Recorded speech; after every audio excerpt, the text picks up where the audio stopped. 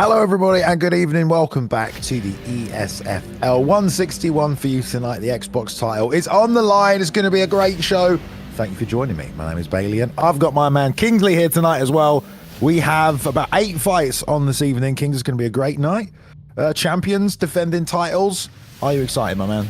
Oh, absolutely. It's not about the quantity, it's about the quality. A huge title rematch, a co-main that's going to be put on a hell of a show, and a lot of people making their showcases on the Xbox site. Some of them come from the PlayStation, go to the Xbox. Some people trying to get above and reach the rankings. So I'm looking forward to seeing all these amazing fights and having a spectacular card with you and the people in the chat. Me? Thanks, mate. I appreciate that. Yeah, guys, you're in for a treat tonight. Twitch, YouTube, wherever you're watching. The ESFL rolls on. Don't forget, at the end of the season, the champion who has defended their title the most is going to get the ESFL title belt, the real belt, baby. You know, we had one at the live show in Vegas. We've got one for PlayStation, one for Xbox at the end of the season this year as well. So that'll go to the champion who defends the most. And at the moment, that is KM Frosty with Uno Defenso, but going for DOS this evening, so we'll see if he can make it. But let's take a look at the fight card this evening as well. From the top to the bottom, main event, there you go, FSD's Fadanator taking on KM's FrostyMMA. Frosty 5-0 right now, trying to defend the title this evening. Oh yes, let's go. New patch in full effect, new fighters to play and pick from as well. It's going to be banging. Co-main event, MaxC, undefeated so far. 2-0, coming in number 9 in the rankings, taking on EK's Warrior, stalwart, always top form Warrior most of the time. 3-1 so far this season.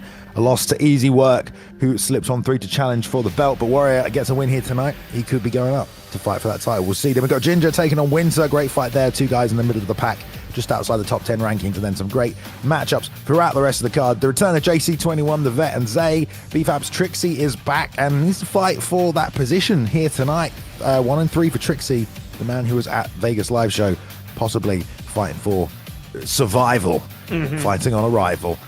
Anyway, he's taking a webcam, another vet, great matchup there. That's our Bobby Green, Jim Miller fight for you this evening. We got Maceo, we got Intro, we got Dex, and we got Declan, as well as Simple Pip and Beach, I believe, will be the ones kicking us off, if I'm not mistaken. So let's go on through, mate. Welterweight to get us started. Pip in the red corner taking on Beach there, Kings. Yeah, this is going to be a very interesting match. So the last time that we did a card in ESFL 159, we saw that the people who made their debut had the fight of the night. So hopefully history can repeat itself with Simple Pip and Beach. Beach is a pure ESFL debut. He is highly touted in a new addition to the ESFL. The staff members say, hey, you got to look out for this guy. He's going to make a name for himself. Well, for Simple Pit, he has some experience in the ESFL. He was 1-0 in the PlayStation side, but he switched to the Xbox. So hopefully he could continue on that momentum with a Conor McGregor being in the red glove. So I'm excited to see what kind of kickboxing. Maybe we'll see a little bit of ground game into the submissions with Leon Edwards, but I'm sure to see that we're going to see some heavy striking here, babe. Yeah, well, Beach has got that Leon Edwards pick. I think everyone knows how good Leon Edwards is in this game. Pip kind of got his work cut out for him. Will have some advantages with Connor, but man, that's a tough old matchup right from the get-go. And both guys, yeah, like you said, making their debut tonight. So obviously, people in chat, these guys are going to want to make a good impression. Takes a while to get to the top, but you know, we got someone in the co-main event or near the co-main event with just 2 fights, and they're making their way up because of the quality of those fights. But here we go. Beach in the blue corner there with Leon Edwards. Red corner, we've got Simple Pip. Both newcomers here tonight.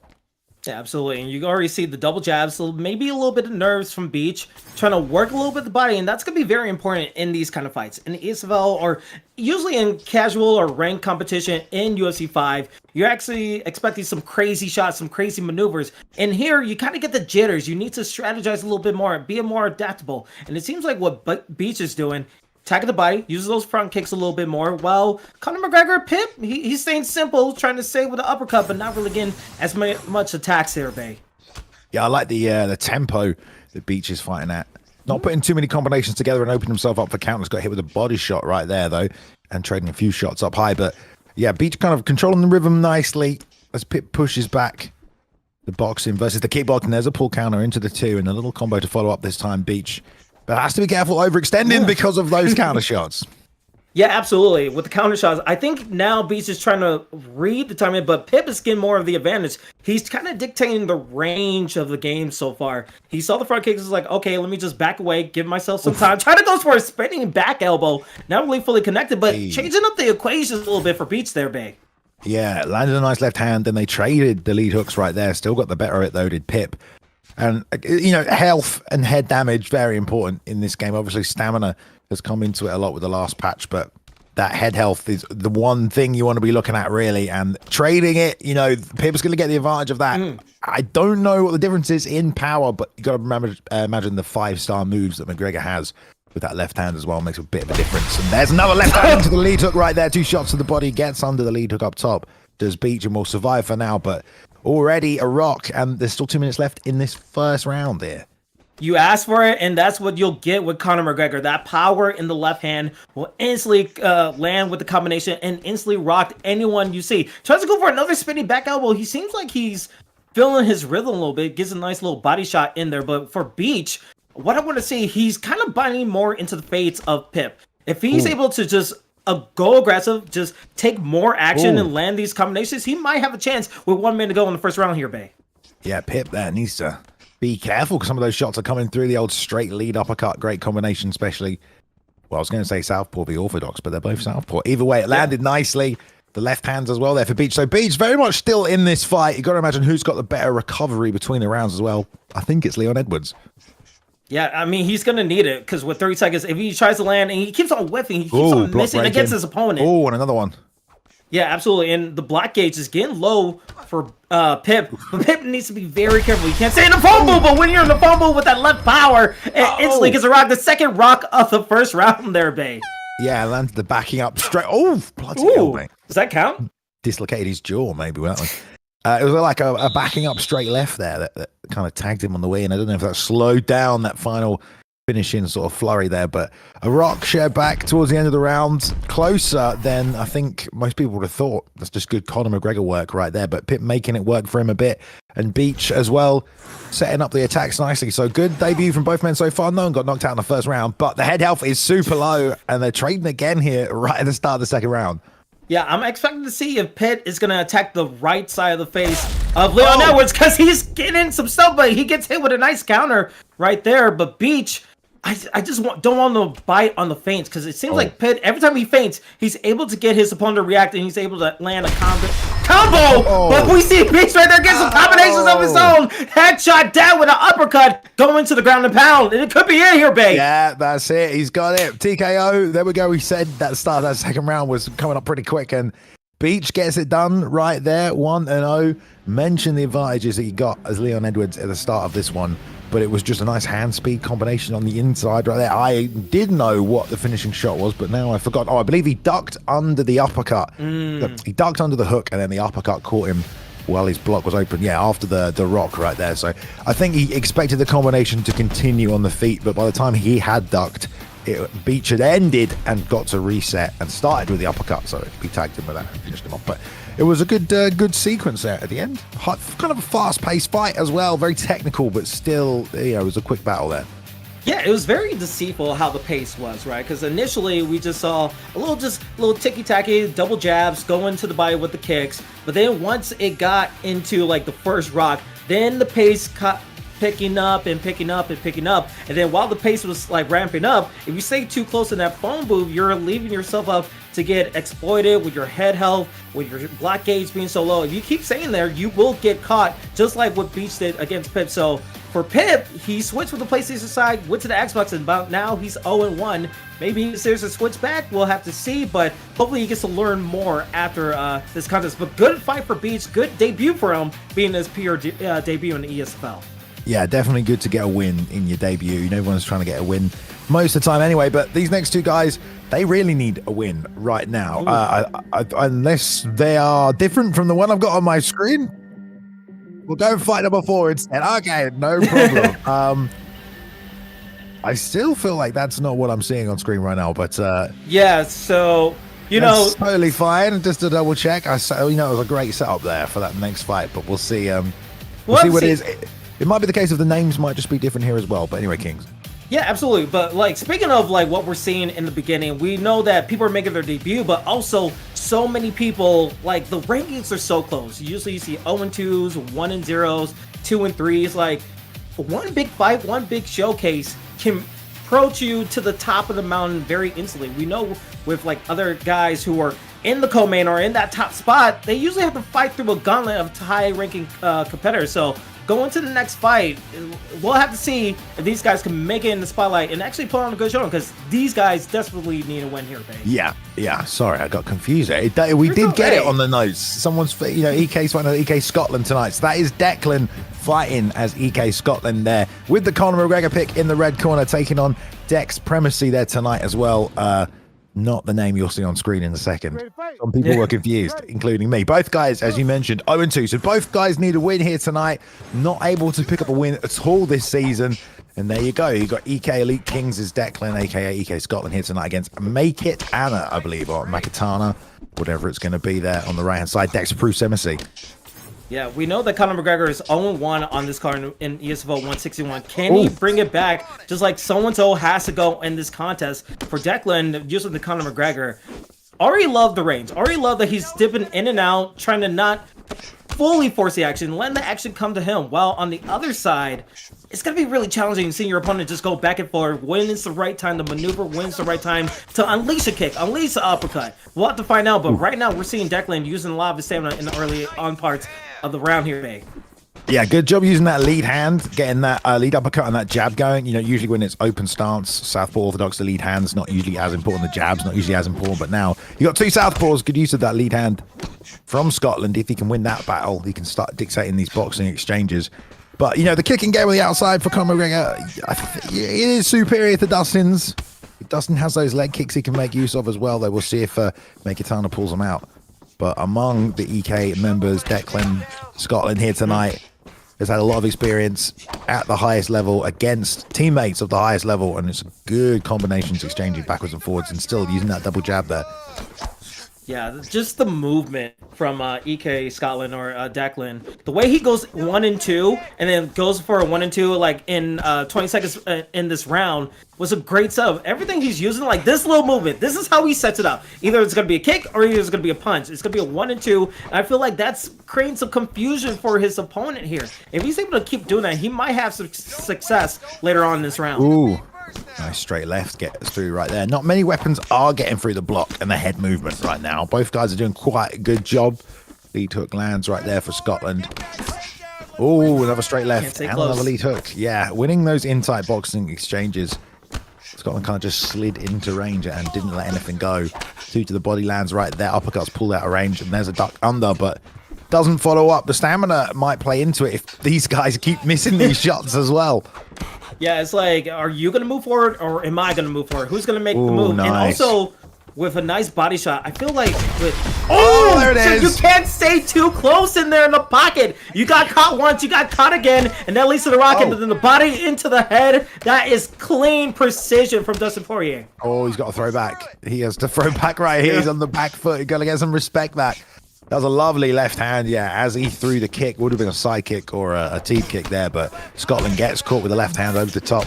And it's a big rock, and yeah, like you said, when you're going toe-to-toe in boxing range and you don't set that kick up, or that kick comes from a little too close, you can get counted, and it only takes one big shot like that. Cheeky head kick, though, coming out. I mean, why not? There's the pull counter at the end of the first round. That was clean at the very end moment, but like, if you're Dustin Poirier, if you're Dex, why not go for the head kick? You landed correctly when you first guessed when they were close to the phone booth. As we take a look at the replays here, just a nice movement. The 1-2 in for the uppercut worked really well for Dex. Now for Declan, is he going to go for the preemptive slips? Is he going to try to use a little bit more head movement in the second round? We'll have to find out. Or is he going to try to keep the range?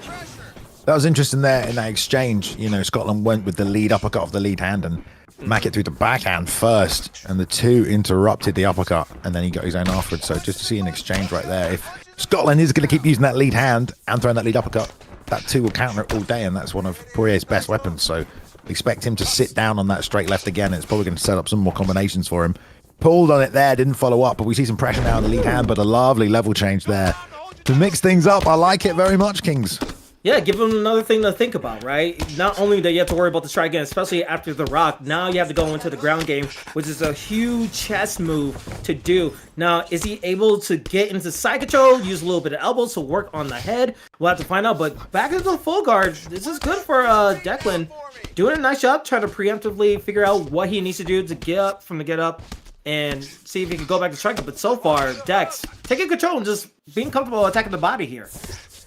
Yeah, I mean, seems happy to sit here in top position, land some damage. Already got some damage off this round. Gonna posture up. We'll see if there's a pass gonna come out here. Oh, slips past the elbow, half of the stamina now, and gonna take the full mount position is Scotland.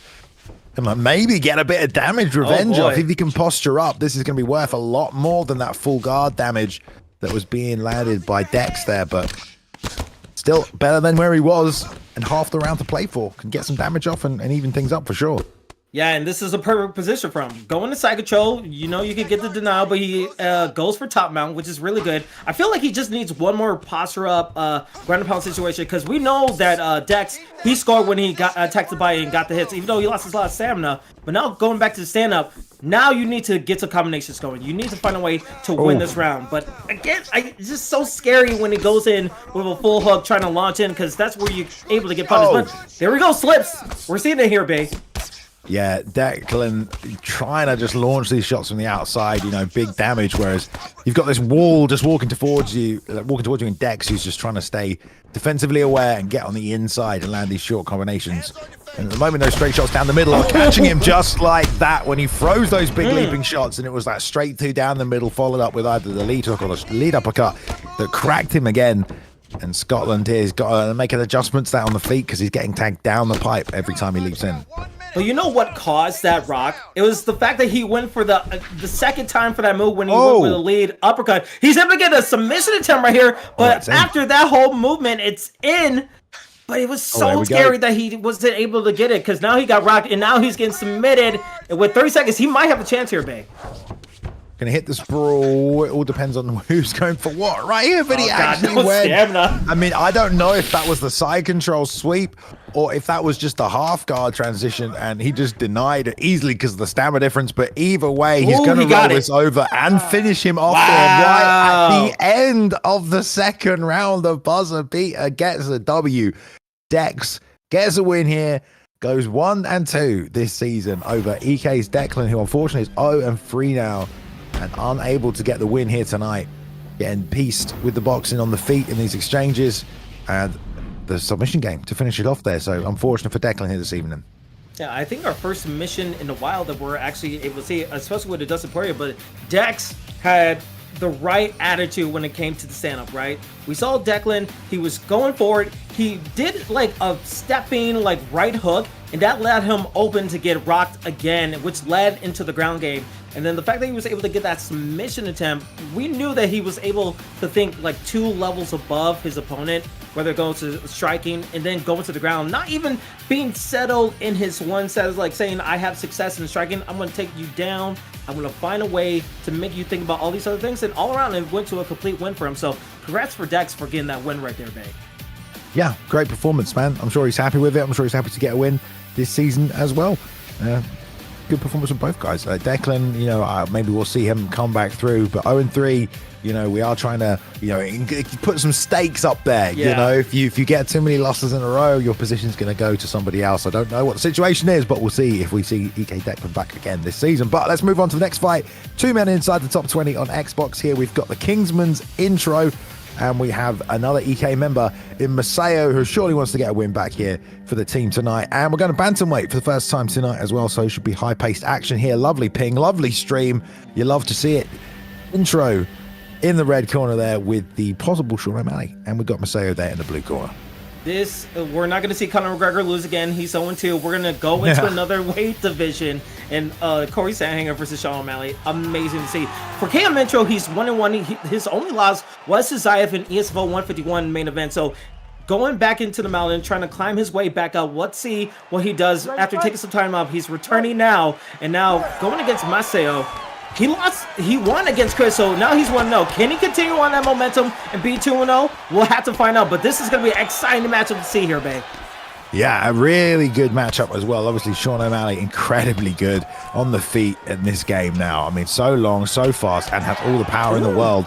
Corey Sandhagen, though, plays like a dream with a lovely animation skill set, but at the end of the day, you are going to have to outplay your opponent because they have the stat advantage. So Maseo is going to have to not only Lands, but he cannot exchange. He's going to have to get the better of these exchanges. Yeah, and he's still an opponent has calculated, and he's a creative striker. He has high-level range management. As you see here, not really there with the front kick, but he likes to use that range to his benefit. He has such a shot selection and footwork, and he has dangerous combos when he has his chance. But the counter ability is going to be the biggest point, because right there, with the pull into the body uppercut, that is going to be his bread and butter throughout this whole fight here, Bay. Yeah, you can see already Intro's kind of sitting back and waiting on the big shots and the counters, where MaxC there landed a nice combination, but because he overextended, he got countered bad. Big shot to the body. Won't do a massive amount of damage in the grand scheme of things, but he just needs to be aware that that is what Intro is looking for. The long straight right coming out. No leg attacks really from either guys, no body kicks. It's all boxing really, and just trying to out-time your opponent. A fake right there, ends in the twos to the body, the ducking head kick, but nothing doing. Intro doing a good job using the feint to close the distance, but MaxC on the sticks with the pull counters. Such a high-paced fight. Oh! Just the perfect distance. Oh, the perfect distance and the timing. We talked about his counter ability, and he's able to get stuff going. He is flying with these combinations, but needs to be very careful. You can't get into that stagnant rhythm. You want to make sure that you have MaxC on the back foot and not trying to go forward with some home run hits, because he said that he was going to go for head kicks, and now these body shots are working, but Intro doing a splendid job getting his opponent back to the cage and just pushing on the pressure. Yeah, those body kicks aren't going to do much off the back foot, though, for MaxC. He's got to land something to get his opponent moving backwards so he can set some stuff up and give himself space to do the spinning techniques, to get the flying knees going. If he's off the back foot, he's not going to be able to use any of that. He's pretty much only going to counter box. It's only going to be the safe option towards what's available to him. So, got to get the respect back first and get his opponent backing up. And I'd love to see some spinning stuff coming out from MaxC, because Corey, you know, he can surprise you with that, and it's so fast. Does so much damage. Again! Stuff like that. High damage moves like front kicks to the face, time well, and a big rock, and some block damage as well. He did it once, he did it twice, and the second time it was a vicious rock from MaxC, and he's doing such a great job. Now, one thing I'm worried about Intro, if he goes for another jab into a knee while he's trying to get into the phone booth, he might get countered viciously if he does it again, because those front kicks are working well with the distance. And now the fact that MaxC is attacking the body a little bit more, going to the second round with these 10 seconds left here, I feel like he might have some ongoing momentum here, Bay. Yeah, stance switching as well now, which is good. I mean, it's just going to change up the groove and the feel of the fight. I think the worst thing you could do is do what happened at the start of that fight when Intro had all that time. The command of the space was just sitting back and countering him. So really good work there to mix things up towards the end of that round from MaxC. Absolutely. And from MaxC, I think we're going to see a replay. I think it's a front kick right there. Perfect distance. You could already see the wheels turning for Intro. He wanted to go for another strike, but the fact that he landed that perfect time, you can see that there. Tries to move forward and just gets kicked in the face. Can he do it again? We'll have to find out in the second round here, Bay. Yeah, been a great start to this fight as well. Really bringing us alive here tonight inside the top 20 with these two guys going back and forth at a high pace. MaxC on the right-hand side representing EK here tonight. Elite Kings Gaming. Intro on the left here representing the Kingsmen as well, another top tier. So MaxC so far not lost this season. So although off the back foot with Corey Sandhagen, 1-0 still on the line here tonight. With Intro again, kind of putting on the pressure, going to take some space forward. And MaxC's got to get himself off that fence so he can set up all these long-range attacks. Yeah, absolutely. But it's so hard to tell with the distance game, right? Even though we saw significant strike percentage being 28% for MaxC, right now I feel like he's playing a little bit of Venus flytrap. He's trying to goad him in into making a mistake, try to do a little bit of enough, but he can't get hit with combinations like that. But if he brings him in, he's able to land a front kick or maybe a head kick. He might have an opportunity to change this fight here, babe. Yeah, he is trying to set something up big right now, you know, stuff like those front kicks. But this is why someone like Corey's good, because you have an arsenal of these high damage moves. You've got the flying knees, you've got the spinning elbows, you've got the wheel kicks and the front kicks. You know, you pull those out of the bag at the right time, you can completely change a fight. Intro obviously has a lot of that with Sean, but right now sticking to this boxing. So MaxC might have to find a way to land something. That's a really nice combination right there. And Intro using that teep kick, just really controlling the fight. Yeah, and I love that MaxC used that knee to just change the the predictability of the combos coming through. Now, Intro, I would see him try to do like a 4-hit combination if he just gets his opponent. He almost got the uppercut there, but if he gets his opponent to move one way, he might try to land 4 hits on his opponent, try to get that block gauge slow. But look at the block gauge for Intro. Every time he gets a 1-2 to his block gauge, it does something damaging along with that front kick there, babe. Yeah, man. I mean, trying to find ways to fight off the back foot now is Maseo and mix things up. It's the unpredictability that's going to get him a rock. Nice little slide step back there, flick of the left stick and the 2 behind it. Exactly what you need to do with O'Malley. And again, able to put the pressure on against the fence. That nose is getting bloodied up right now as all those straight shots have come down the middle. There are cuts on intro as well, but it just feels like, you know, what we talked about right at the start, the stats battle. You just have better striking stacks on Sean O'Malley. So if it becomes this, a 50-50 fight, it's not really going to go in the favor of Maseo, you'd think, unless he can pull out something crazy and something unexpected. He had a chance, he had that uppercut, but he made his opponent miss 3 times while he was trying to land, had a perfect distance range against his opponent. Chose for the front kick again. That's been his move of the fight so far. If he lands it again, it might lead into another rock. Nice. Good double kick to the body, which is very nice from Maseo, but now Intro needs to answer back because we don't know how they're going to score the second round. The first round with that rock could be in favor of Maseo, but we'll have to find out here, Bay. Yeah. Oh, there's a 2 that tags him as he's trying to slip off the center line. Intro doing a good job getting that 2 in there, like a long straight. It's really been able to win in most of these exchanges and interrupt a lot of the offense as well. Moving forward, switch kick to the body. End of the round. Another very close round, but I'm just kind of leaning towards Intro. I feel like, if only because his strikes are going to be scoring and doing more damage, really. Maseo has found his moments and got a few rocks in there. But his face is looking busted up right now. Yeah, but look at the replay here. I think I thought I was going to show another one of the front kicks from Maseo, but I would lean more to Maseo here because even though the combinations were going out from Intro, I like the big heavy hits that we're seeing from Corey and the uppercuts and the block gauge damage that he's doing. That's going to lead to more of an opportunity to get his opponent into a rock situation. So we'll have to find out here. I wouldn't leave it to the judges here, Bay. Yeah, I agree. You know, we've got the submission game on Sanhagen, I guess, as well to contend with.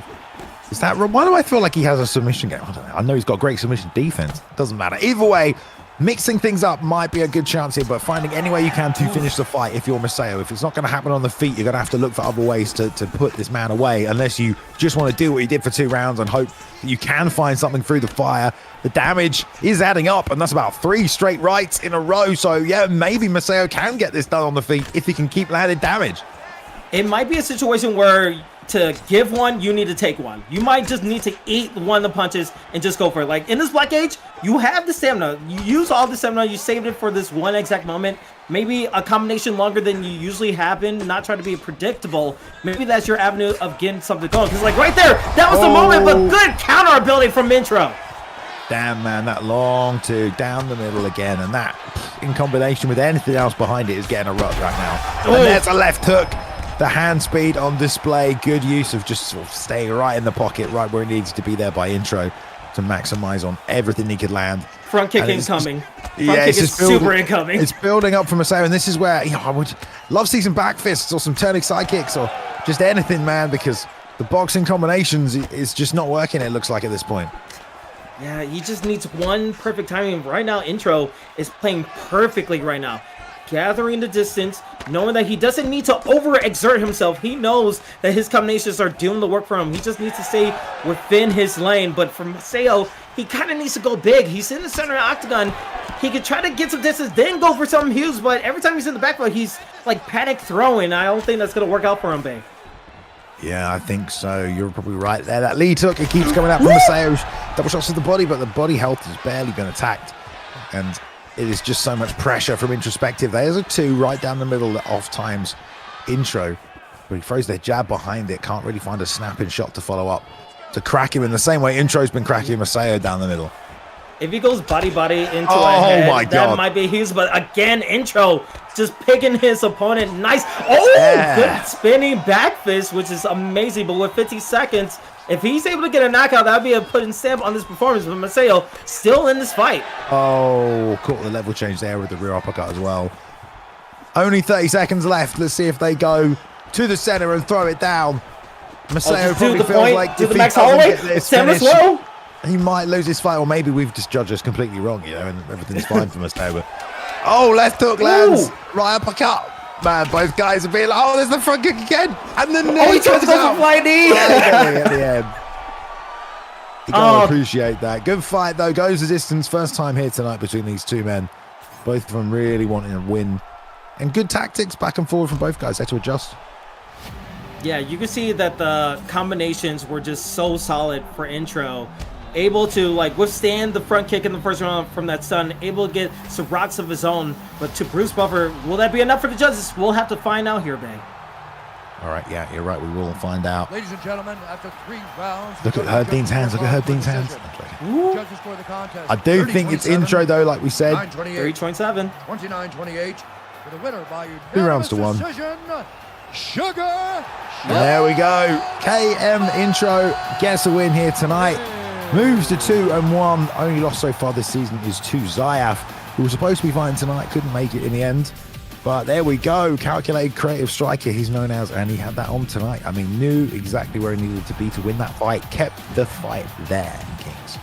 Yeah, absolutely. And also, it's just the completeness of his combinations. He didn't, like, even though he got hit with those front kicks, and that could have faced anybody else in those type of situations, especially in the big spotlight of the ESFL, he was like, okay, I got hit with those, but I'm still winning this fight. I know what I need to do. I got some rounds in the bag. That first round could have been a little bit shaky, but the fact that he was able to stay consistent with everything, attacking the body, able to, like, the one move that I love from intro is when he stepped back and hit that 1 and 2, and it just did so much damage because he put so much work into the nose of his opponent. I feel like if he's able to keep up this kind of performance, we're going to see him in the co-main in like maybe 2 or 3 more Xbox contests. I feel like he's able to put that together. He's going to be something big in the future.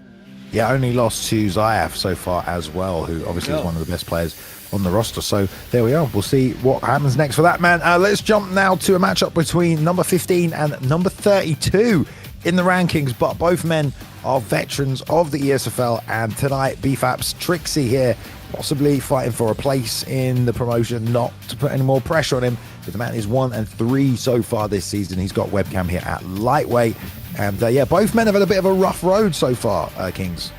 Yeah, if you would have told me Trixie is in this position, I would have called you a liar. 1-3, no way for Trixie, but he's faced some tough competition. He defeated Showtime, but he lost to Dirty Dave and his teammate Jakey, but he took some time out to reacclimate himself into the situation, so hopefully he could climb back up in the rankings. But for webcam, he's 2-3. He's also trying to get off the slide. He was able to get a victory against Prod in ESFL 159, but he lost to Yurda and Ali, so hopefully he has some chances where he can make things up. I mean, Dustin Poirier, a very good selection against an Islam Makhachev, which could do everything for you.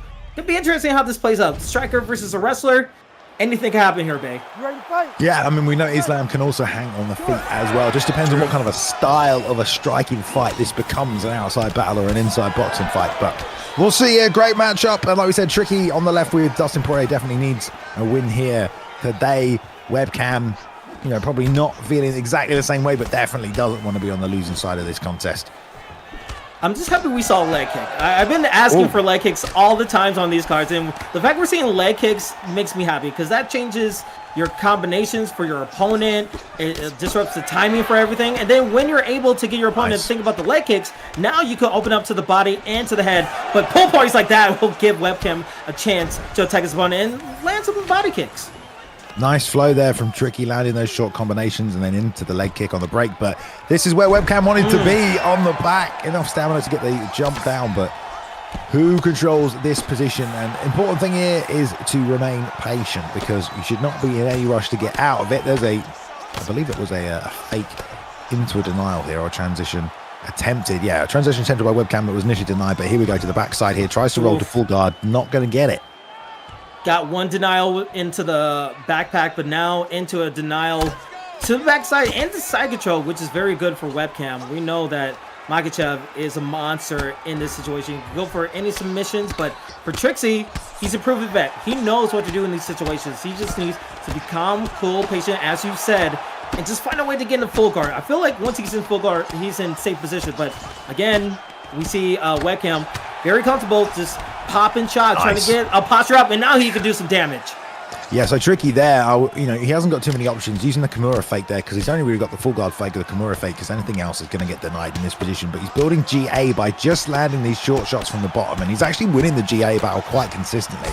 But as soon as he was going to hit that full guard return, That's when the post drop came from webcam. Right there, it gets a full GA. It gets a beautiful Kimura. That was well timed, and that shows how experienced is Trixie with this grappling game. Even at a disadvantage, he's able to pull out something like that purely based on the timing, you know? Yeah, don't believe the record you see. Seeing is believing, but sometimes when you see a record, you don't understand the technical ability. This guy has been through wars against other high caliber fighters, and the fact that he was able to get a Kimura and go into a top mount position, maybe he could seal this round with 1 minute left and get a posture up and get some damage on his opponent, because that's a very key denial there, babe. Yeah, man, if he can posture up right now, he can probably take this round. Some consistent shots as well from top and bottom position. He's going to get control time now, and another 9. He has to posture up here. That was denied right there by webcam. Well played.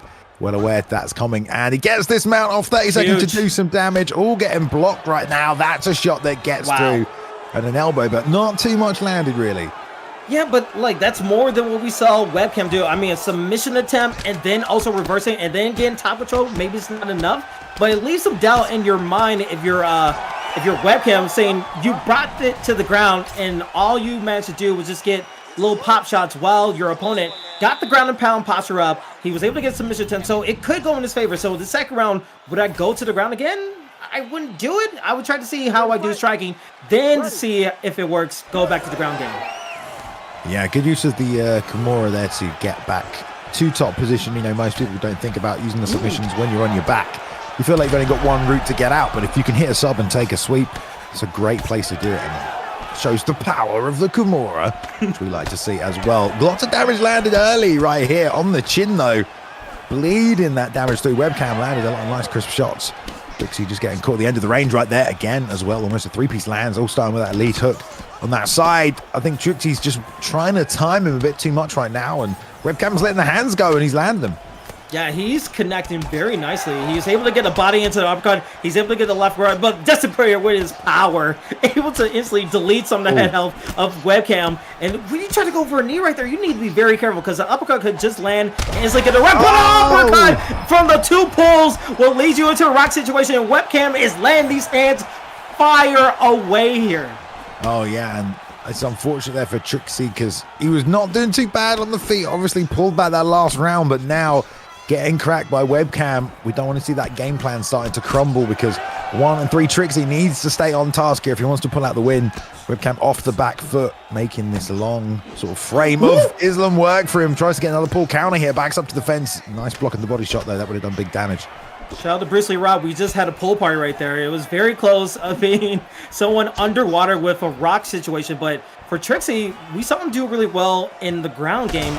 Ooh, with a slip into a left straight will do wonders. He's able to get some damage on his opponent, but I would love to see him go for a takedown with maybe 150 left. Maybe try to get another posture up so he could really seal this round, because right now it could be anybody's round with the striking game right here.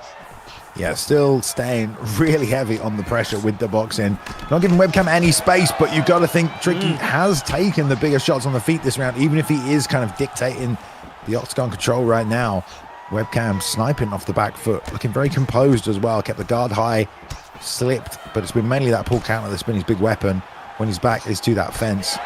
Ooh, Tricky extending out like that. You know, that's a nice uppercut that landed, but that's kind of where he's gotten tagged before in this round. Yeah, I'm scared of those pulls and those slips with your back into the cage. Good side step. I was waiting for it. Perfect execution. Bellissimo. That was beautiful to see from webcam. But now, can he get another posture up opportunity? Can he just lay more damage on his opponent? Or is he going to be comfortable here? But there it is. Trying to get more of the bite. But good 2 blocks from Trixie in this vet position. Yeah, and, you know, I feel like he did a lot of damage this round on the feet as well. Got the rock. Not the Trixie land much, but a takedown as well. I mean, it was really nice. See a bit of damage. It will definitely score a bit higher. Still kind of a hard round to score, but nonetheless, just a nice little show of skill from webcam and self-awareness to be able to hit that. You're going to get that get up here instead of a sweep with not much time left in the round. And then we'll sling it out to the third and final here, Kings. I wish, like, the game would show us a replay of that sidestep into a takedown, because that was just pure clean maneuvering. Hopefully they get to show it. Nope, we're not even gonna, we're gonna go straight in the third round, but good job for webcam with his striking and his ability. We'll have to see if Trixie can just find a way to throw the kitchen sink and find a way to get a knockout, or maybe go to the ground game and go for a submission attempt, because he's able to get some really good denials, but those side steps are another thing to think about if you're Trixie. Long tick there to the body, pushing the man back. Double jab slip, and there's the counter lead hook there as well. See webcam still off the back foot. Doing great job with defensive boxing, but there's a slip of the backhand from Tricky, who's determined to keep this pressure on, finding a home for the rear uppercut, but as well, we're all worried about that pull counter off the back foot by webcam. Yeah, but right now, I think webcam is introducing a little bit of chaos. He's staying really close with his back into the octagon right here. You don't want to do a pull or go to a slip, because those side steps are working, but against looks like that, and he lands to the body, and you lose a lot of stamina. That could be trouble, but right now, Trixie's on the warpath. He's not letting his opponent breathe at all here, babe. Yeah, and he just hurt the nose, and it was all going so well. Again, you know, a pressure game plan with Dustin, you're durable, you've got cardio, and he was kind of just breaking slowly through webcam's block, it looked like, but there was a big left hand. He rocked him there. The level change gets denied, so Trixie still has time, but it just goes to show webcam's still really dangerous, and he's doing the things he needs to do to steal the rounds. Yeah, he had nice patience right there, but again, those hooks, those uppercuts, those combinations are just deadly from webcam, saying there's a reason why I'm going to get closer and closer to the co-main if he keeps up these kind of performances, because right now, with the Makachev pick, he's doing wonders, but needs to be very careful. There's still plenty of time for Trixie to make a comeback. Yes, indeed. I mean, he keeps marching forward. He's walked into a bunch of shots. He can't do that again, or he's probably going to get knocked out. It's do or die right now for Trixie. Gets slipped on again. Manages to keep the guard up, and there's a lovely double leg from webcam. He's fought a great fight this fight, I think, CIA webcam right here. Yeah, when he needed to, when he felt like he was getting a little bit too much pressure on his side, sidestep, takedown. Oh, he's back up. He got back up. Oh, but smart. Smart. You got to go for the takedown. Drain that stand and he's able to get it in timeout position. Beautiful execution and awareness from webcam. Yeah, that was pretty good. That was pretty good. Fair play. Webcam just taking the dreams away of Trixie, man. Many men wish death on this dude. I'm telling you, at 1 and 3. With webcam unrelenting, but he gets the sweep off with 1 minute left in the round. What can he do here? He needs to do a lot. Maybe just, I was going to say, stand him up. You have to go for a home run hit. He's probably going to try to delay because he knows that he probably has his fight in the bag for webcam, but body shots, you just got to go for it. Just fall on your shield like Justin Gaethje and just do what you can, because there's not going to be much time for you to come back. Oh, the sidestep again. If that was a hook, it would have been fight over, but he threw the uppercut and he got a lovely sidestep timed in there by webcam.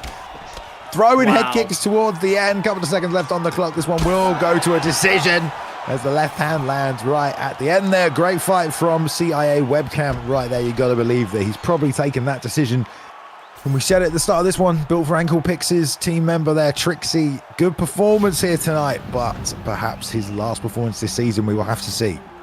Yeah, we'll have to see. And just, I love the fact that we're able to see in these takedowns, because that was the key move, along with his combinations, along with him able to get a rock on his button. Those takedowns changed everything for his opponent. And the fact that webcam used his, like, what was the give? Like, the guy just thinking to his brain, like, he used his mental ability and his 200 IQ to get those takedowns, get those side steps, and that won him the fight 30-28. So maybe, some judges went with a 10-10 round in the first round. Very interesting to see, but hey, webcam got the W. Yeah, he did indeed. Yeah, good veterans matchup, that one as well. Full range of MMA, which is nice to see. Also, and we don't see Makhachev picked up that much. It was an interesting gameplay from webcam, but he just couldn't break the pressure. And no, it was an interesting gameplay from Trixie. He couldn't break webcam with pressure, and he was just fighting really well off the back foot in that one. So it was a good matchup. Next up, we have two other guys who are kind of middle of the rankings right now, trying to make their way up. We have Fran stepping in as a last notice replacement to take on Zay. Now, Zay had 5 fights so far this season, 2 and 3. Ready to try and get a win in the win books here tonight. Webcam was 2 and 3. He moves to 3 and 3. Zay trying to do the same. Taking on Fran, who is stepping in for JC21. We mentioned him earlier. He is not coming out. He lost his debut against Intro, who we've just seen how good he is. So Fran 0-1. However, top contender previously. Let's see what he can do tonight at welterweight, Kings.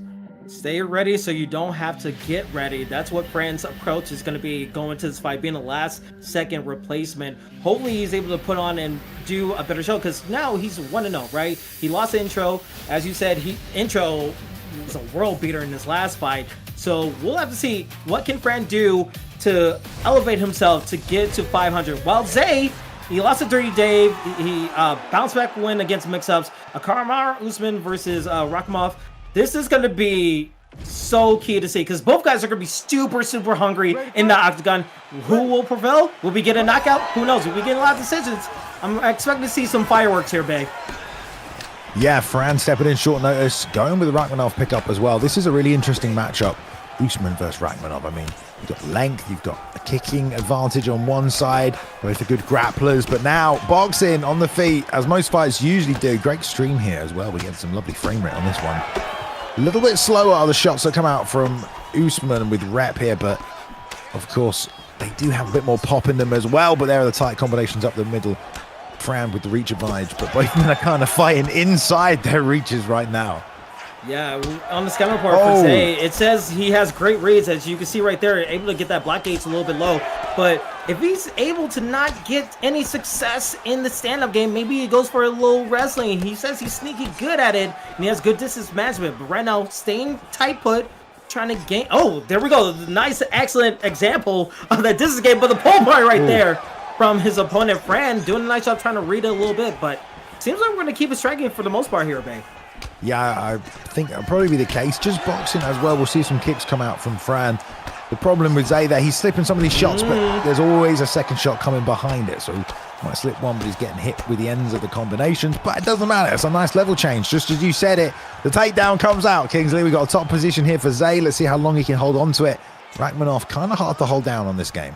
Yeah, very hard indeed, and hopefully for Fran, he can stay patient enough, or at least get one denial that gives him a great chance. But it's so well. Kamaru Usman, sneaky wrestler, very good at what he does, and especially with the hooks.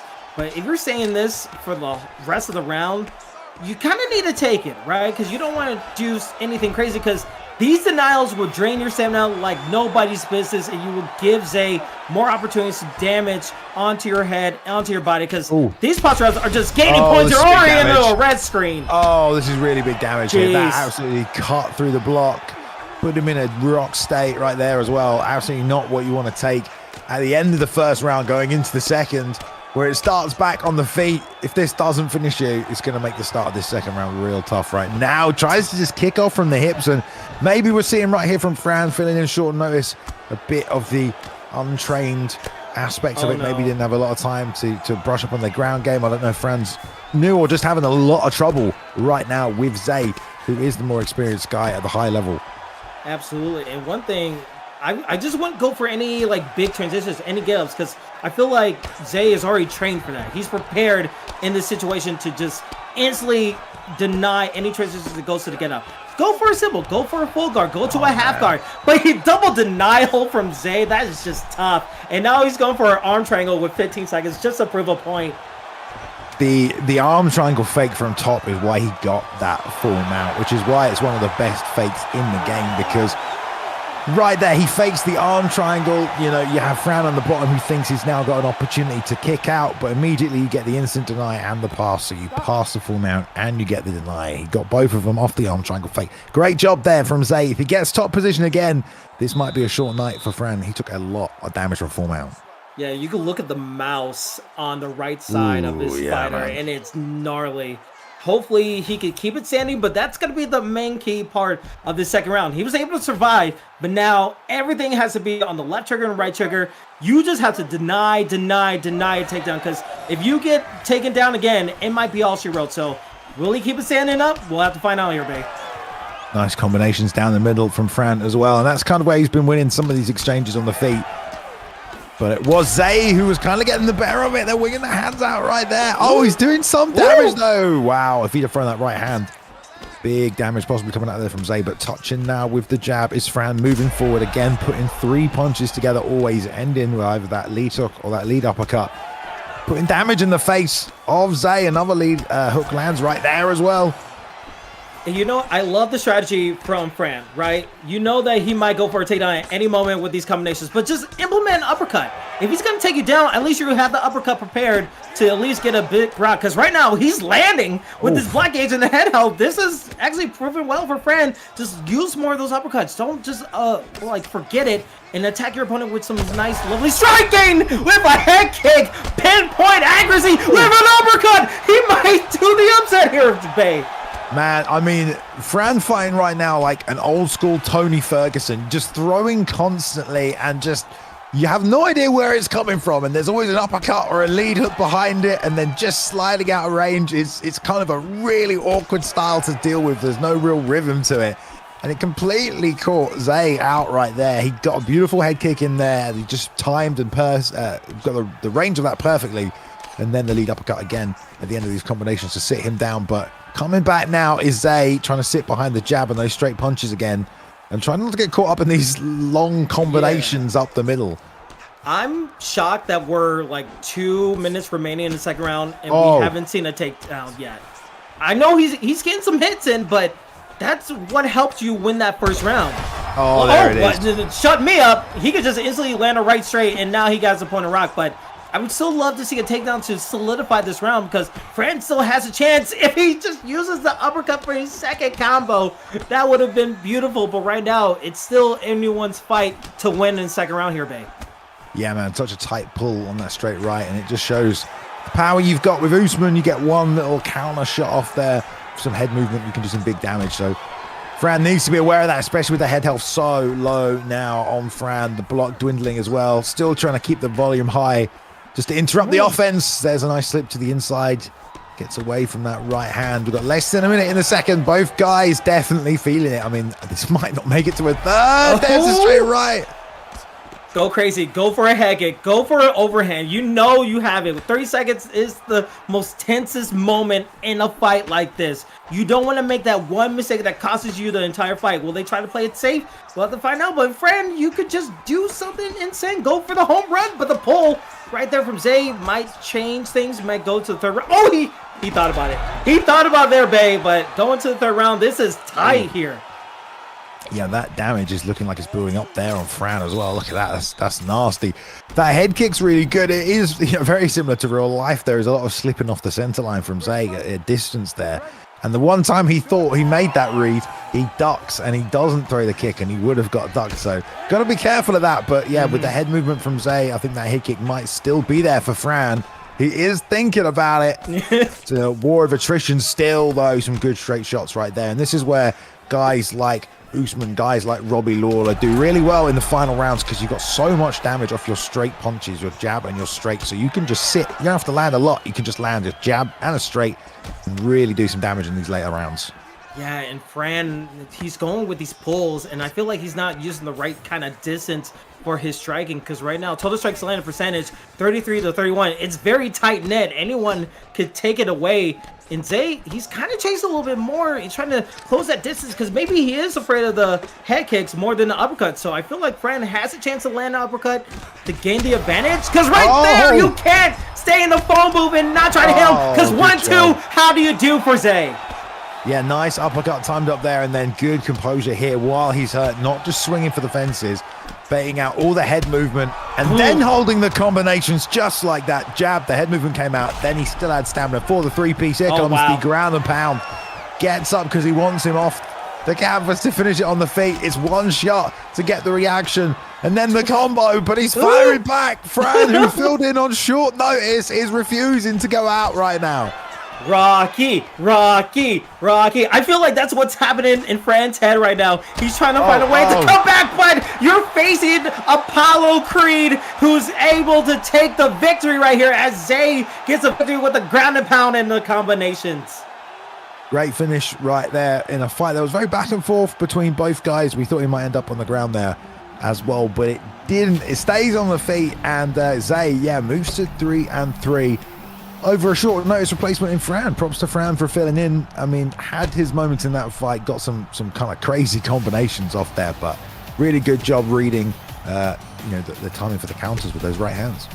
Yeah, Fran had absolutely some moments. That second round was deadly for him, and he was able to get some moments for his benefit to create some momentum. But Zay, from start to finish, not being deterred by what he saw in that second round, able to keep it consistent, went to the ground game, stay stand up, says I could beat you in every level of MMA, and he was able to capitalize. And now the fact that he's 500, 3-3 with his record, maybe we'll see him go higher up. Maybe we can see him against a Zyaf. Maybe he gets that run back against Dirty Dave. We'll have to see. There could be lots of rematch potentials for the ESFL bookers to see where Zay goes. But the fact that he got a win, he could go on and celebrate for the next oncoming days. Yeah, and I'm sure he'll be very happy with that, as most people are. There's always a lot of pressure going into a fight like that as well, because you're expected to win, you know, and it's not the opponent you thought you might have. Even though Fran's also not really had the chance to probably train and get some work in. But there you go. Good performance from both guys. It might be fight of the night so far, I think. But we've still got plenty of fights to come. Anyway, all right, we're going to number 11 and number 10 in the Xbox rankings, going head-to-head to try and put a performance on that will hopefully get him a shot at someone inside the top 10 and move towards a title contention. We've got Winter and Ginger going head-to-head. Middleweight, Winter looking at Izzy right now. Ginger maybe going for Robert Whittaker, but this should be a great matchup, Kings. It's the battle of the rising contenders. Both guys want to climb all the way into the top 10. Well, this is the fight that you need to have a non-stop performance for Winter. He's making his return to run for the title. He lost to Frosty, who is the current champion, and he took off 2 cards. So he was 2-0. He wants to get that win back and hopefully challenge for the title. Well, Ginger lost to Paps, lost to Conte, but he picked up his first win against Webcam, who had a spectacular showing, and also defeated Jakey. So can both of these guys continue on the momentum? We'll have to find out. The jab versus the striking is going to be a very high-tested combat situation. Let's find out who wins. Oh, yeah. Should be a good matchup. These guys often run into, you know, especially for most of UFC 4, you know, it was Whittaker versus Izzy at middleweight. Both have a good skill set. We'll see who can bring it to bear tonight as well. A bit more variety on the part of Winter with the Izzy pick. But the boxing on the inside beats the right roundhouse. Already drops him with some big damage. Ginger will be happy with that. Gets the double knees and the uppercuts and still moving forward to attack him right now. You wanted a marathon? Now you getting a sprint, because we're just instantly getting rocks in the first round right here. And that's what I was worried about for Winter, because Robert Whittaker, he's known for his stamina. He's known to go at a rapid pace. And with Izzy, he has the speed. But the fact that Ginger is going for the gusto and going for all these crazy shots is working well. But a nice pull in the uppercut and a straight landing. Winner's game for the challenger, Bay. Yeah, I like how Ginger also totally rode the momentum of The Rock to just keep dealing damage across the next sort of 30 seconds while Winter was on the back foot. And he absolutely has smashed the head health in these opening 2 minutes. Took a little damage there from Winter, who landed a nice combination, but now he's landed a bunch of body shots with that rear uppercut and shots down the middle. Not that Winter is out of this right now, but the discrepancy in head health is growing and growing. There's a slip to the outside. And he runs into a right hook this time. Follow-up shots, gets to the inside of the lead uppercut, as well as that right hand is ducking over the top. The same shot that rocked him there, the forward-moving right hook, and it is still a devastating weapon in this game. I think we might have a new fight tonight here, babe. We're on a roller coaster and we're going up and down. Both guys getting a rock in the first round. Good slips, good uppercuts. It just seems like don't give a damn about distance. Don't give a damn about stamina. We're just going balls to the wall and we're just going to see what sticks. So far for Ginger, he's used a lot more stamina as he can with Whittaker, but Winter J weathering the storm as much as he can, but he needs to watch out for the slips and the whips, because if he slips a little bit more, he might get hit to the body, which would be a key maneuver for Ginger. Yeah, definitely, man. Oh, the ducking roundhouse there as well. Ginger trying to do anything off the back foot. Shows him the overhand. He shows him the slip to the inside if he does want to throw it. But I think you said it. There's the right hook that lands almost exactly the same way that he got caught earlier. Drops him, but the up kick keeps him in the fight as he tries to jump on it. We've got a minute left still in this first round. So much damage done already. One shot is rocking both guys. And it's just that right hand that they both timed around the other sort of lead offense. Both minds think alike, and they both went with the same maneuvers. It's just someone was a little bit faster, but with 30 seconds, I'd be surprised if we get out of the first round. That head kick could have done so much damage, but the nice counter shots. We're going 100 miles per hour, and with 15 seconds, you don't want to blink because something could possibly happen. We saw Izzy try to go for her son. Oh my God! What? I can't. I'm I'm lost for words. I can't even keep up with my words with the action because it's just been so action-paced here, Bay. That was a lovely ducking roundhouse right there at the end. Just not enough stamina to land it. Some beautiful sequences from both guys there, really pulling together some lovely combinations and absolutely burning the gas tank. Like you said, they are both trying to finish each other. There is no thought to conservation. Right here, winging overhand right, lands rear uppercut, but gets pulled into the elbow. But Ginger able to pull back away from the danger, but shots off the back foot, starting with that long looping right hand again from Winter. And both men are just one big punch away from rocked and possibly getting knocked out. I thought that overhand, but I thought the pull elbow was going to just hurt Ginger, but he just missed it. Winter, that could have been a huge chance for him to come back, but man, Whitaker, with his stamina, his attitude, Ginger is putting on his opponent with an elbow. Just rock him. Body shots. Stamina getting low. Body getting low. Just doing everything he wants. He is not stopping for anything here, Bay. Man, that was such a nice elbow as well. It wasn't a pull elbow or anything, just really well timed. When Winter was too close on the inside, elbow came through and did big damage, as did the right hand. That was after the body came up with the lead hook again. He tried that earlier and it was blocked the second time as well. Gotta just pre-program a different finishing sequence in his head, because Winter J's read that one twice now when he could have put him away. He's still in front of him, and you know how dangerous Israel Adesanya could be. Still a lot of tension in the air.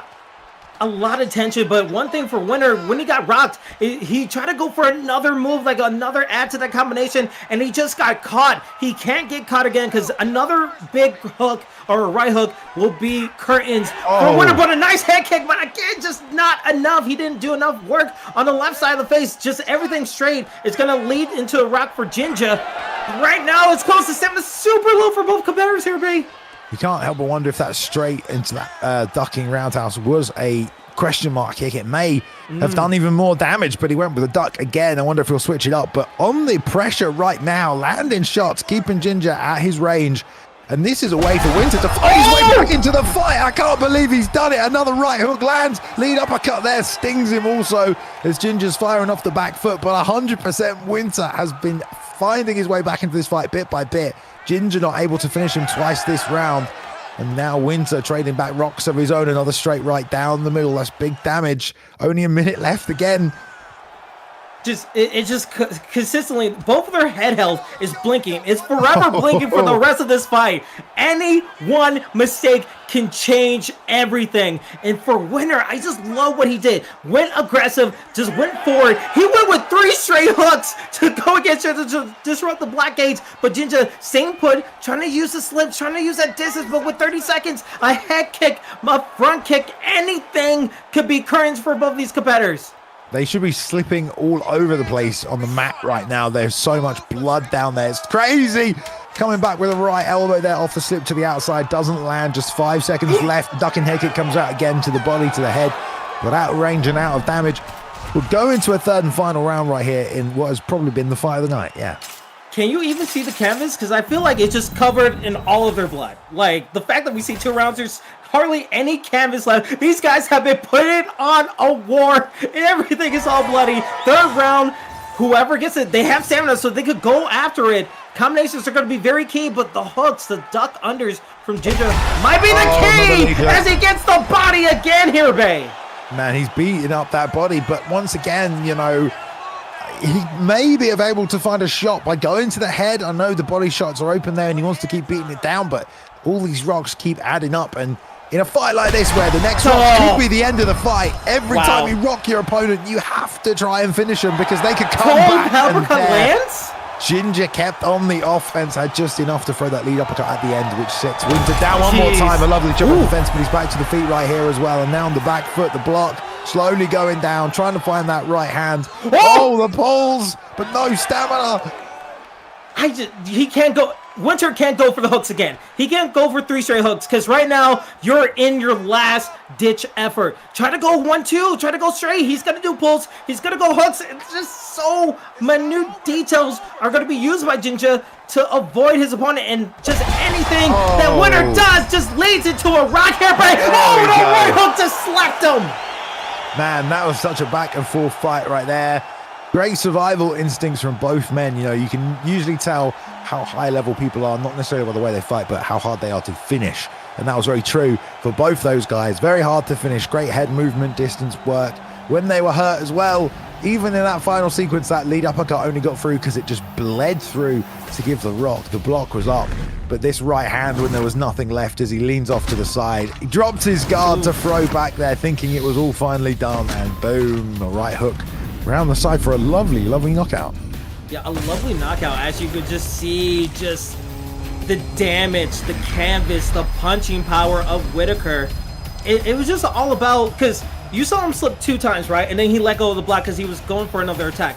I feel like that is the minute detail that gave Jinja the win. Because every time they thought alike, where they thought they could attack their opponent, it just seems like Jinja had the better advantage in those situations. Stood forward, got the strikes in, and he was able to land his combinations. For Winner, I love what he did. He was able to answer back, but I think the later parts when he did like 3 straight hooks at a time and he got caught, that led to his demise. So for Winner to be 2-2, he's back at 500. He needs to climb a little bit further. He's going to be going down, but Jinja welcome into the top 10 of the Xbox rankings, because that was a show that could possibly be Fight Night of how crazy that was. But Jinja, hopefully he could move forward and continue on climbing up the ladder for their Xbox ranking.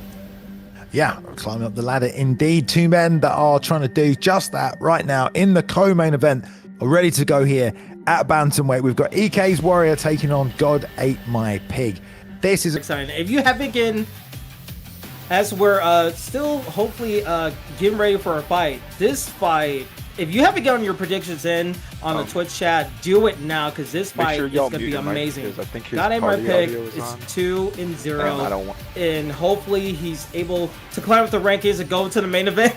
As we're hearing some other things outside, we're going back to the screen right here, but EK Warrior in this co-main event, he's 3-1. He wants to get back into the title scene. Hopefully, if he gets this win, maybe he gets a chance at the title, because Frosty, if he runs away and gets another title event, he's going to be the clear runaway winner as long as the season goes. So hopefully this co-main has a lot of exciting things, especially in the bantamweight position here today. Yeah, definitely. Should be a great fight. We love bantamweight. It's super high paced. MS a little high in this one for the ping, but they'll adjust, I'm sure, as we go through. And God Ate My Pig going back to the old name that he's been known for there as well here tonight. So I'm very excited for this matchup here. Co-main event ready to go. Good striking matchup. And we'll see how it plays out. You've got a lot of takedown variability with Peter Yan, obviously, as well as the boxing. But can God keep that distance? He's going to need to keep here tonight. It should be a good matchup. It's there was a time when Peter Yan was the meta at bantamweight. You remember that? Oh, absolutely. Leg kicks for days, just constant punching, just being a TJ Dillashaw against a Peter Yan. It was already done. I was already taking that as an L. I'll just go on my merry way and go on to the next fight. For Peter Yan in UFC 5 and with the new patches, hopefully people start using him a little bit more. Maybe he's coming back a little bit, but Sugar Sean O'Malley, we know what he does. He's the champ for a reason. He has incredible striking. He has incredible footwork. Hopefully he could keep distance at bay for God Ate My Pig against EK Warrior. But again, it's a co-main, and you could pick all the fighters you want, but it's all what you do in the hands of your controller. Can you get the victory? Can you contend for a title? We're only moments away, and I'm excited to see how this co-main event goes here, Bay. Yeah, here we go. Warrior, I'm sure very confident tonight, going with the Peter Yan pick against God Ate My Pig, man, with O'Malley, who we rarely see lose these days in the ESFL, man. He is just so good and has so many tools in this game, and already done half damage to the head health just by moving forward. EK Warrior's got to keep it right here, though. That's a nice straight 2. Did he even get a second to breathe? Did they even like had a chance to touch gloves? He automatically went straight to his opponent's face and says, you know what, we're just going to start brawling right now. He's using a lot of feints to the uppercut. I love what he's doing, giving his opponent a lot to think about. But for EK Warrior, nice. How can you weather the storm? Those leg kicks, that's what my huge key is going to be. Can you attack the bite? Can you attack the leg kicks? And stop this ongoing barrage. Maybe take some of the punches and get the black kicks low, but make him whip a lot more so you will have enough for the oncoming rounds here, Bay. Yeah, I mean, Warrior did a really good job there. Had some really nice tight combinations, really good distance on all those strikes, right? The leg kick was perfect. But God Ain't My Pig just looping in those shots, and that's what makes him dangerous in this one. The moving hooks like that and the moving straights are going to do big damage, but there is an unloading of combinations right there on the chin, on the inside. And God Ain't My Pig's got to sit back a little bit before he starts throwing that offense because he's getting tagged on the right on the middle. And there he goes again. Again. Yeah. It's just tough, and especially in an orthodox southpaw matchup. I think either I think that's what it is, or maybe I'm confused on my stance. But right now, for EK Warrior, he's doing such a great job. He's not really letting himself be open up to mistakes, and he's disrupted that black gaze a lot for Sugar Sean O'Malley. Now it's up to God Ain't My Pig. Can you withstand the whips that you're doing and actually try to change up your strategy here, babe? Ooh. Great timing down the middle again. It's all starting with that back right hand. So yeah, you are right. I mean, listen, if he went orthodox, it would take away that straight right hand that Warrior is using to start so many combinations right now. God Ain't My Pig can throw his left first, but God Ain't My Pig's trying to throw the lead hand a lot. And as he's going lead hand, EK Warrior's just going backhand every single time, and that's why he's landing with more authority and with more damage. Also able to keep him here toe to toe where God Ain't My Pig probably doesn't want to be, but still they can both land shots in whatever position. God Ain't My Pig not out of this fight yet, just off the back foot. Getting split right up the middle over and over again with that. Right, and there it is again as he slips the front kick up as he level changes right now as well. Ground and pound up against the fence and just going to survive there with minimal health damage. We just did a complete 180. It was God Ain't My Pig. He was being the aggressor, but now EK Warrior has downloaded his opponent and he was able to read into a knockdown situation. But look at this. The block gauge is low, stamina low, head held low. Get another rock. Oh, but can't be too careful. He loves doing those head kicks very close into the pocket. But again, Sugar Sean O'Malley has so many tools in his tool basket. Let's see what he does. But right now, elbow speed down. That was beautiful. We saw right from the opening of this fight. 2 seconds on the clock and it gets the knockout.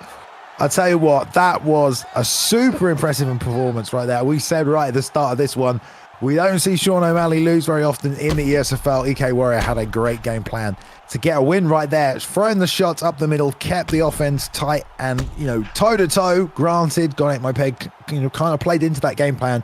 We saw from the start of that fight, he was trying to do the lead hook counter as soon as, or the block counter off the lead hook. Right there, was our block counter with a lead elbow as soon as that shot came in, hunting for it the whole fight. And gets it there for the finish. So great performance by EK Warrior right there. Yeah, EK Warrior, let me formally introduce you to next week's main event, because no doubt is he going to be fighting for a title fight in the next Xbox ESFL card, because that was just a hell of a performance against God Ain't My Pig, who was formerly 2-0. He was on the path to be another rising contender for the title, but for EK Warrior to put on a show, when he saw that front kick and he saw his opponent move it back, able to capitalize and get those punishments going, that was beautiful from EK Warrior. Can he continue on that momentum? Can he move forward and actually get the title after the main event that we have coming up soon? We'll have to find out, but that is huge. A 2-win fight streak for him, for EK Warrior. That is so sick. Yes, it is indeed. All right, man. Great co-main event there. Some great fights have been on tonight, but it is time now for the main event. The Xbox title is on the line. KM's FrostyMMA is going to be looking to try and defend that title for the second time. He has the most title defenses so far this season on Xbox, and the Xbox title is up for grabs. So let's take a look at that belt right now.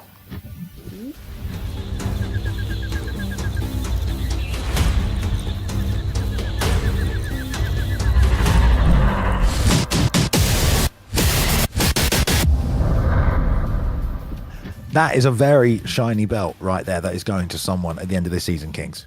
Well, we're getting one, right? Or is that... No, we don't deserve one. We don't deserve one.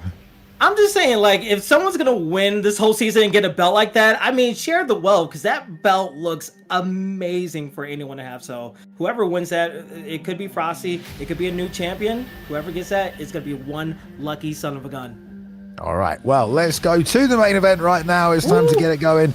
Fadanator, the challenger, will be taking on Kingsman's FrostyMMA. FSD versus Kingsman here tonight.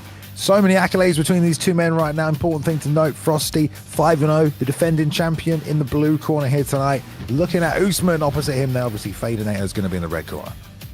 So nice, we had to run it twice. These guys have been the tippity top of the Xbox rankings. Both guys are champions. Frosty, the current champion, defended once, already in the leaderboard for that elusive title that everyone wants to get. Well, Fadanator, he wants that run back. He wants to claim what he lost against Frosty. Last time, it was a flying knee at 157. He wants to come back and prove that was a fluke. And with a Leon Edwards versus a Kamaru Usman, this is sure to be another barn burner. It was very close in that last fight that they had, but this rematch, what can they learn? They had so much time to relook at the tape, go in the lab and see what happens, especially with their campmates. Maybe they went through all the knobs before and see what worked and what didn't. This is for all the marbles, and I can't wait to see in this huge hype rematch here, babe.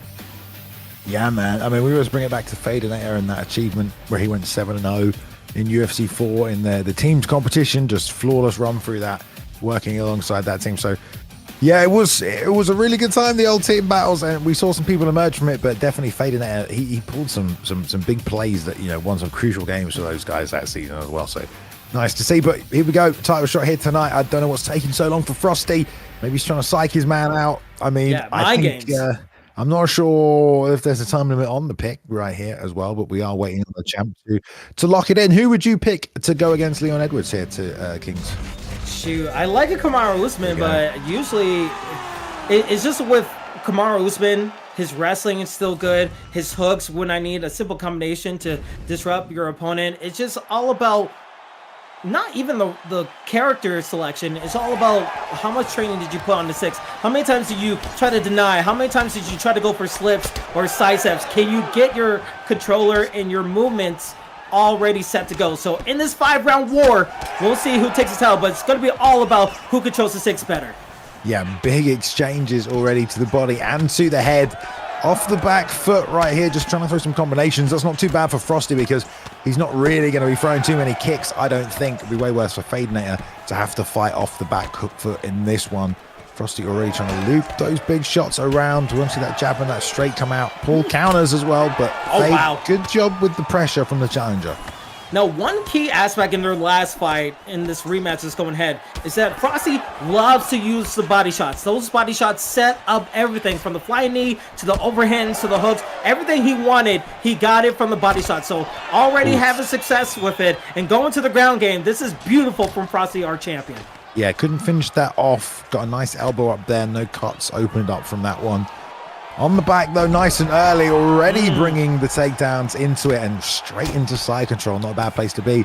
With 3 minutes on the clock to work in this round, and it's not going to take too many elbows for a cut to start opening up from the side there of Leon Edwards.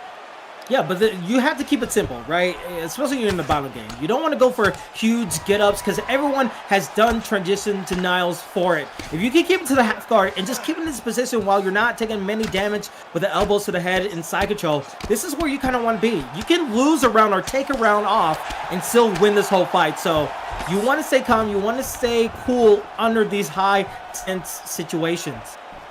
Posture up, little pass there into half guard. And we'll see if there's more damage coming out from top position. A minute gone so far. Not really got too much off. Now trying to trade. You kind of got to get a feel for how your opponent operates on the ground and what their tendencies are. Obviously, this is a rematch, so these guys probably both know that, which means both guys are probably being even more cautious about it. Just trying to time a posture up right there during the strikes off the back foot. Fadanator using that to build as much GA as possible. Gets a deny, going to hold on to the GA for half a second, and a deny there as he tries to use it to hit the backside. But we get a stand up back to the feet. Interesting. He says he wants to see more work. We need to find out who is actually going to win this round. And this is actually to Frosty's benefit. Even though he had some good ground game. But a vicious hook right there. He's been working really well with his body shots. Will he continue that with 1 minute to go? We'll have to find out. But for his opponent, the challenger, Fadanator, former champ, he's working well with those counters, and now he's getting those jabs and those body shots working. Yeah, also there's a cut somewhere on Frosty, probably from one of those hooks, perhaps, just sneaking around the side. Trying to throw shots off the back foot as well with this rear teep. But pressure. Traded backwards and forwards once at the start of this round. It was all Fadanator. Now Frosty's done enough damage to start pushing back himself. We'll see if that damage, that cat comes into it. There's now a bit of clinch work from the other side. I mean, the clinch, you know, got some good techniques with Leon Edwards. Fadanator can make use of that. But they'll end this first round kind of close, if you ask me. Some top position control from the champion, but who knows who scores it and wins that one. Yeah, very, very close. We saw Herb Dean stand him up because he wanted to see more action. You can see 60-15 in total strikes, 21-15, so still close apart from the takedowns being in favor of the Frosty champion.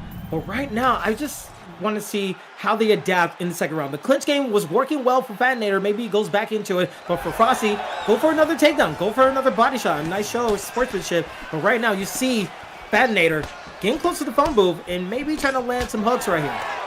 Yeah, I think that was a round for the challenger there, if you ask me, in Fadanator. So we're back on the feet. There's a right hand that sneaks around from Frosty. Needs more of those. And going back to the body, we talked about that right at the start. And the body attacks are coming, but he gets outside the teeth. Big right hook gets the rock, and the overhand doesn't smash through the block there. But big damage and a rock to kick this round off well, and some more straight shots. Fadanator might have gotten deja vu from that last fight they had. It was one mistake that led into a rock when Frosty attacked the body and was able to land that flying knee to get the victory. So Fadanator, you already saw it once. What can he do to change the story this time? Tries to go for a little bit of a knee right there, but not able to get the full effect of it. While Frosty go for a knee for himself, I want to see him more just attack the body, go straight to the head. Good denial, but still fairly even this contest. Frosty, the one pressuring though and moving forward, that's going to take away those kicks. It was a teep kick that started that whole sequence right there. It was just out of range for Fadanator, and Frosty countered nicely down the middle, and there's that straight right landing, interrupting the combos of Fadanator. Both guys playing a bit of footsies right now. Range super important, especially if Fadanator feels like he's vulnerable when throwing the kicks. If Frosty can make this a boxing fight, it definitely gives him a better chance to win. Yeah, absolutely. Especially with the distance, but a nice try to go for a takedown, able to get denied. Excellent job from Fadanator to bring his opponent back to the cage.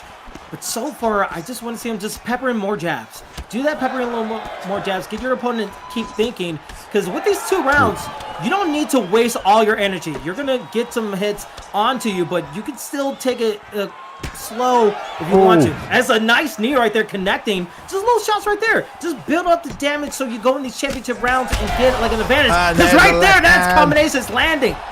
Yeah, man, Fadanator looking really sharp now as he's starting to wear on the champion Frosty. Oh boy. It's those rear uppercuts to the body, a couple of teeps, and then some knees from the clinch, and a bit more accumulation now across this round. He's been adding up the body damage, but there's a great takedown by the champion right here.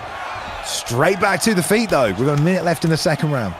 Yeah, a minute left, and this is where the pressure cooker gets a little bit close, gets a little bit steamy, because Fadanator able to get the rock, able to do a lot of damage against his opponent, but still, Frosty, he's a champ for a reason. He defended that title for a reason. He's built for these situations, but right now, I don't like how his stamina is. It's fairly close, but we know Kamaru Usman's not really a marathon guy when it comes to these 5-round fights. So hopefully Fadanator could take advantage with the recovery going to the 3rd round, but you don't want to do anything too careless in these last seconds. No, you definitely don't. Not when there's a title on the line as well. Usually in this matchup, you know, the difference is the kicking game, right? If you're kicking and your opponent's not, you're probably gonna win unless they're timing, you know, and coming up the middle and getting, catching you while you're vulnerable, which definitely happens in this game when you're throwing kicks. But that's why we usually see Leon Edwards win this kind of a matchup. Right now, you know, Fadanator's been able to get some of those kicks off, but Frosty's also been able to make this boxing fight at times. So good work from both guys, but I think the challenger's up 2. What are we saying right here? This is tough to score. It's gonna be really tough. I would say Fadanator definitely won the second round. The first round, I'm still like even on it. I could say it could be 2-0, but I think 1-1 would be favorable. You have to treat it like it's 1-1. Like these next 3 rounds, you cannot lose them. Now you need to implement your strategy right now and put some damage on your opponent. Seal the deal as much as you can and just dictate the tone as much as you want to be as the new champ. Man, or the current champ. The backhand for both guys, whenever it lands, is doing big damage, whether that's the hook or the uppercut or whatever it is. I mean, that is the weapon that both men are looking for right now. And then every time it comes close like that, it gets scary. Another great takedown, but an up kick from Fadanator, man. He has been taken down like twice recently, and both times found a way to get straight back to his feet and keep this on, you know, in a stand and bang contest, really. God bless upkicks, you know? Like, I don't know what we did without them in previous UFC games, but it's been a lifesaver for Fadanator so far, keeping it stand up. But right now, we're seeing work being done to the body for Frosty, but every time it gets close like this, Leon Edwards is going to have the betterment of the combinations. Maybe the hooks from Frosty could land some damage against his opponent, but right now, uppercuts like that, as both guys go for the same maneuver, I think Fadanator, if he keeps up this pressure, he might have a chance to get another rock.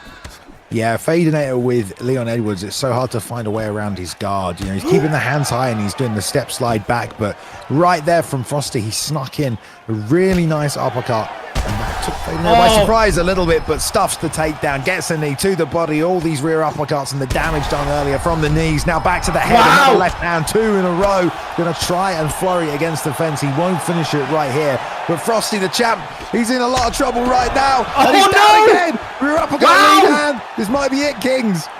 This might be it. Can we see another and new ESFL Xbox champion? The first one went to Frosty. This one goes to Fadanator in the front back.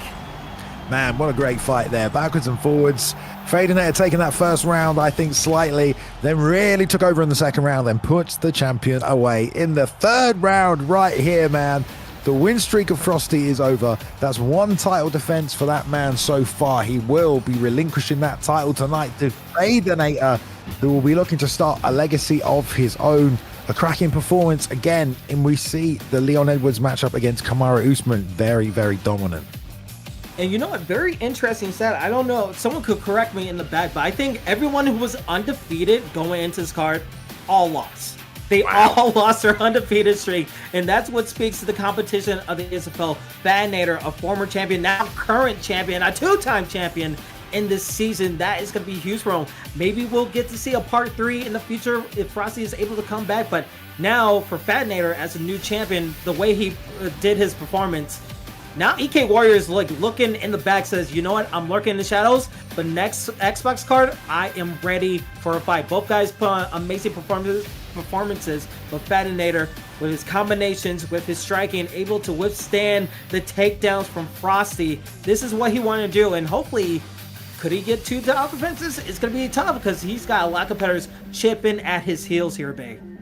Yeah, man, definitely. You know, the competition's hotting up. There's still a lot of new guys coming up through as well. We saw some of them tonight, so there's plenty of like contenders outside that top 10 as well who are racing their way up to get a shot and get their hands on an actual title. But Fadanator taking his position, you know, at the top of the throne. The only person he's lost to was the man he just beat, Frosty. So gets the win back here tonight as well in the rematch. And there we go, a fantastic main event there. ESFL 161 is in the books, ladies and gentlemen. We will be back next weekend with PlayStation, and then the week after that, we'll be back once again with Xbox until the end of this season. So make sure you stay tuned. Jump on the ESFL YouTube if you want to catch up on any of the previous cards or anything like that. You can see some of the tournaments we had at the start of launch as well. And apart from that, have yourselves a lovely rest of your weekend. Thank you very much for tuning in once again. Of course, we appreciate your support, guys. We know you like watching. That's why we keep putting the shows on for you all to enjoy. And the athletes, gaming athletes, competitors, athletes. It takes a lot of time. They like performing for you guys as well. So thank you for watching. Kingsley, thank you very much, mate. Any final words from you tonight? Yeah, absolutely. It's been an amazing card. We saw some crazy knockouts. We saw some crazy bouts. I think for my fight of the night, I would have to say, God, there were so many. I would say Winner versus Jinjo was a crazy fight. I would love to say that's fight of the night. I don't know if you agree with me, but like everything was so crazy. Everything was so much fun. You can follow me at KingHCK on X or Twitter and all the socials there throughout. But I can't wait to call more of these cards because this has been absolutely amazing of a season. All right. Yeah, hell yeah, man. And more still to come. Thank you to all the ESFL staff as well, the guys in the back, Boiler, Feckett, running production here tonight. Thank you guys for watching. We will see you next weekend for more ESFL. Until then, take care. Have a good night. Bye-bye.